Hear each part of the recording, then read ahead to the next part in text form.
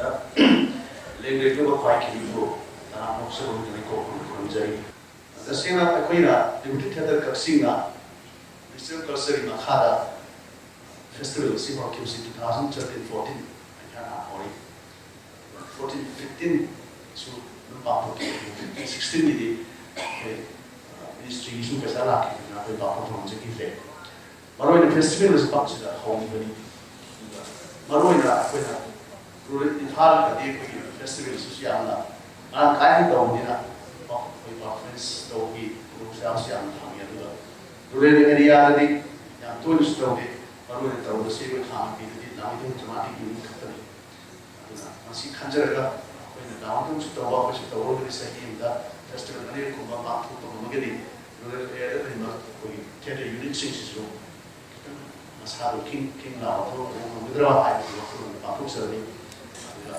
sa ya na la sa la na te lai se to se ko na gadam sa te to ko i sai ra ni ko i ka thra ga na phanu ni thamba ase ka to sa ra na ase festival sta to mo sa ni mi ta ni sa ta ba festival sa de ko pai ki ko so ni ki ni ta ni ye mi ni ha ni ba ko chi tu ra ka ai ko si ta ta ke sa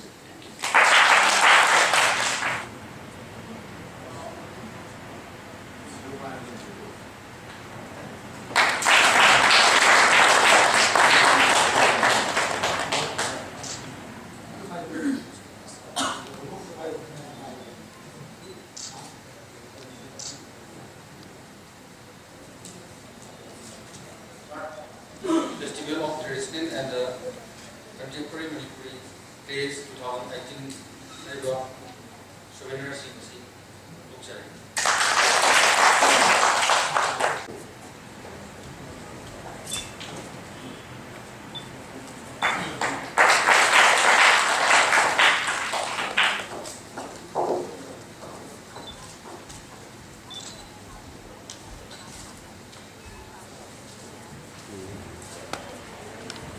Sikese thona na thambiriba mingwan hanga charabada Noreb Sanjit Kumar Singh Honorable Chairperson Kaksin Municipal Council ngasi thoram asiga wele garo wahai ma thara thani garo lokse Bhan Abda Kai Hunda Luxury ngasi Liberty Theatre Kaksinga Topiriba Humnut Suba Humnaba Traditional and Contemporary Manipuri Days 2019 Regarding Makada Pakoki, Simlava, Liberty Theatre, Kasina Pakoki was a Sahimada, the Pakokoni from Makuta, Sahidasu, we and doing the Pakokuna, we Simlava, Golden Natana, Tokotopa, the area, town, city area, one of the lady, Tomata, the kind of company with the whole man, Haribo, also in the citizens of Putuna Bonasi, the Su, Masida, the Rama, Malay, Harry, yang heningba, tahan ningba, kangen ningba, kuning ma to pero lekagi, jadi ma music desu kok pilih harga tak tadi untuk ma paham singda lagi tu teman-teman berkol singda ni, sana bang anda baru pun nasi, hai mau konkret saya itu saja, hai itu hendak nasi baru singda kaya na, yang na itu singda bersunda sedih tu na, wah sana ni baru so ya, kangen dah ni na, si petang sudah, yang ni kangen deh, petang sudah ya singda 하는 거예요. 또 굉장히 너무 추가 페스티벌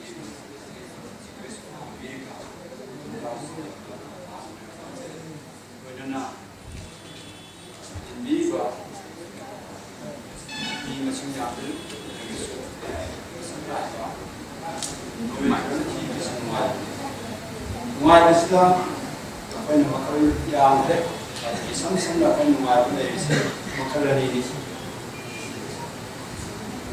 Hakang ni ulba mengalami, atau hakang ni luar juga kami mengalami awak namun sih. Atau juga macam tu pergi mengalami makanan ini. Atau juga jadi ulba jadi kudus nak mengalami juga. Ayat begini tahu tu belum macam tu tidak mengalami. Nakalang na cuma kumotay hataw si sungguh pasi si pulong pari mana di puno ngamli moy si tetu 모이기 와크론지 나깔라면도 음도 부능한 사이트들 뭐 해봐 깔라깔라끼리 하고 와크면서 대조가 마침도 하고 제거로 이제 나깔라면 대를 부가 해듯이 거기에 거기서 마음을 되기 아니나 시기 짜로지 누구 반지 하고 마음이 이거는 이제기 그래서 가야가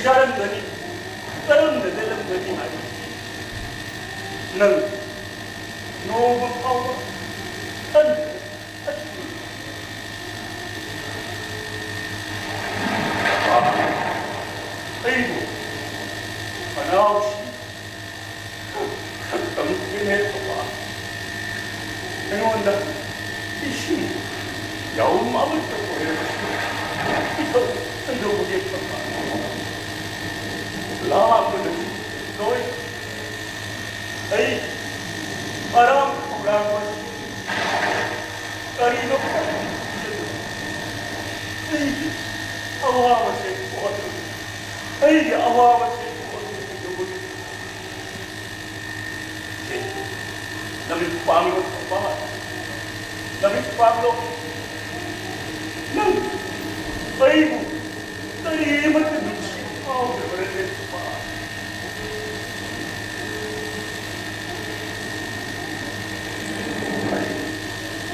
Apa nangga kung si Angga ba niya ay chat nagit apa ay chat ay nasisu ang kahayang mo nang ay buhay na di amat yaw niya ba siya ba Papa ay lahat ka ba di awahan pa na ngayon hijab naman na mas hindi nilang mga naman nang wala na ukot na ba Ika na matigap ni mo ano na mapahay Yaham na kuling iba Ano? Ay, magkasita di. Tamlang mo. Tamlang mo.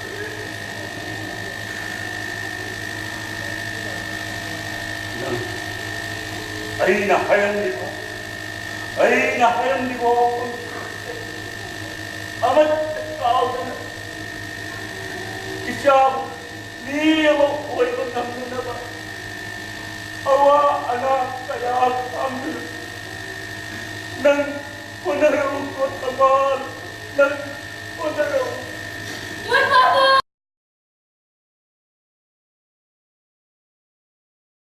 deputy 돌아보시다 성함이 나누겠습니다.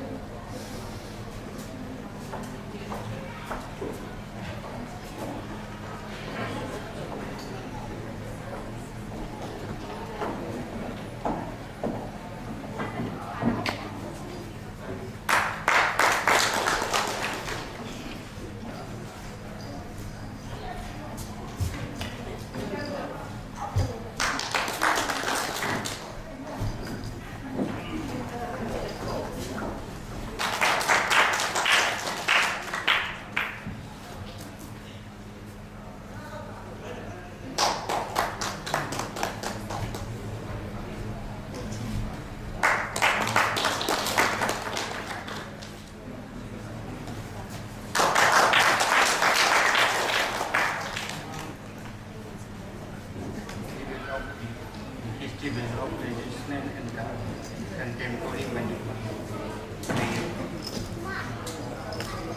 Miscellaneous na karanipan basi Ministry of Culture Sentang Makadaginipan. Kasi tara troptaki na moraga ibasing ato asibabun tumdo na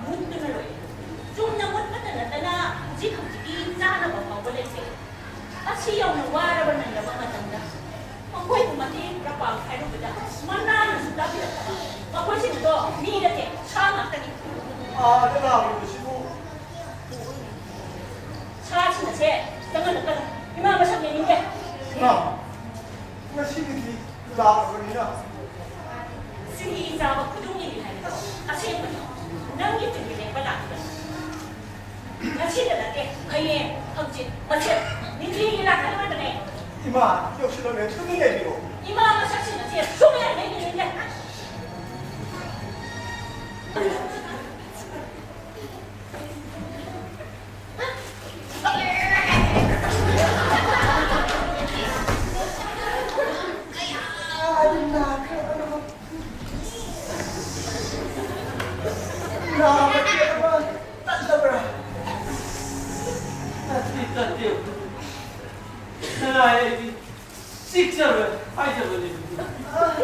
너무한다보니 까리그 샤오르가니 큰 나오기 완 hꯧ직디 아이하 감네 아이하 멍멍 아이고 자루 어느 나라가 누파 누피 뿐나마 못한 것이다 혹시 나오 그래 그래.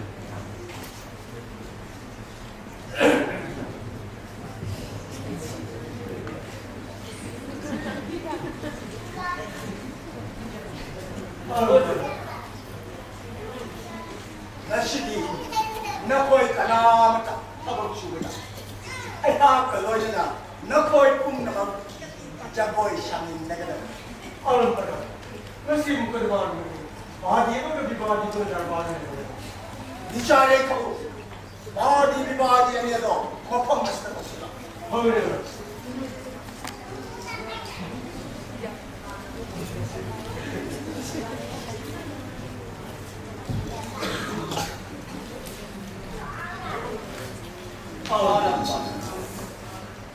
nakoi dari kita makan dari mana maga ini dulu Isa koksinjeri.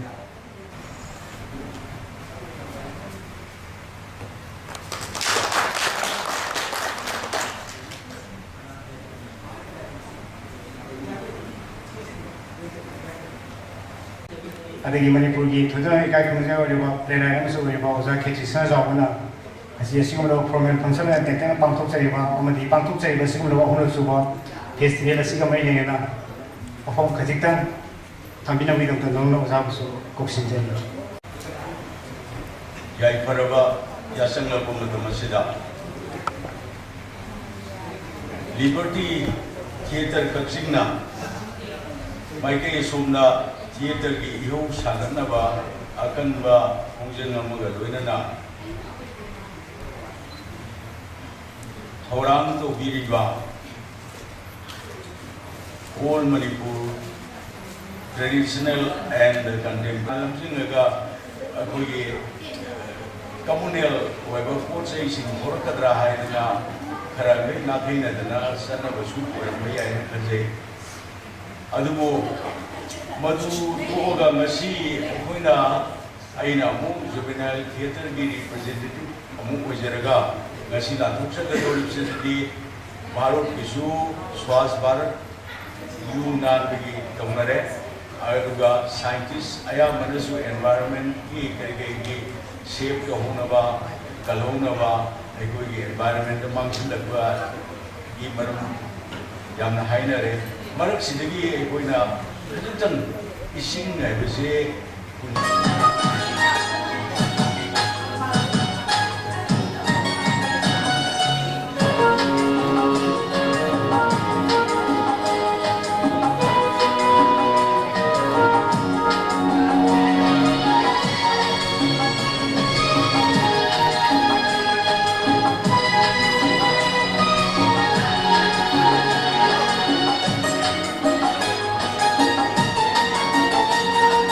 He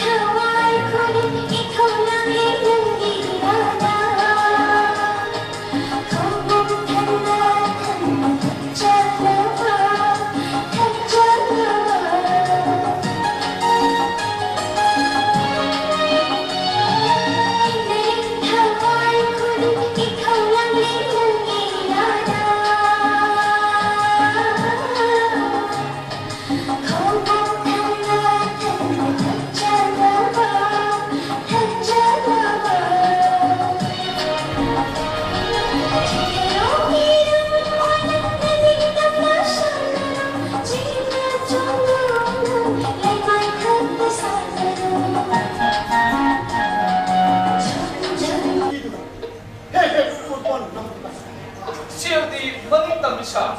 Maning tambusina. Korban pathukuna. Chomai singi chau pathukuna.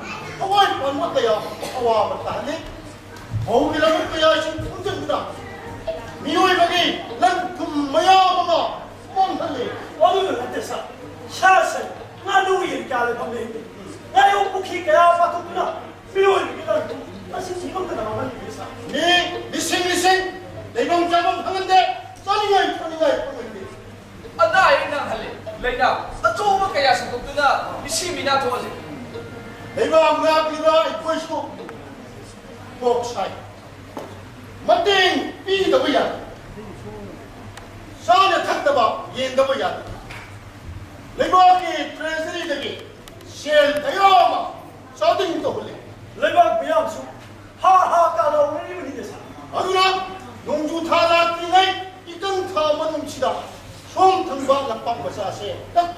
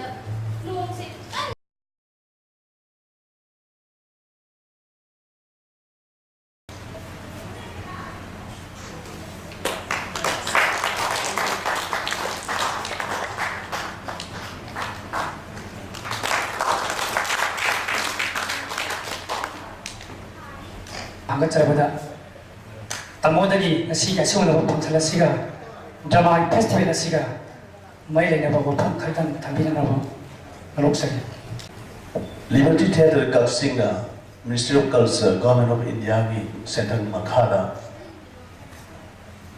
Festival of Traditional and Contemporary Manipuri Plays asi 2013 dagi chatra chaki bani adak kisina ho laksu bani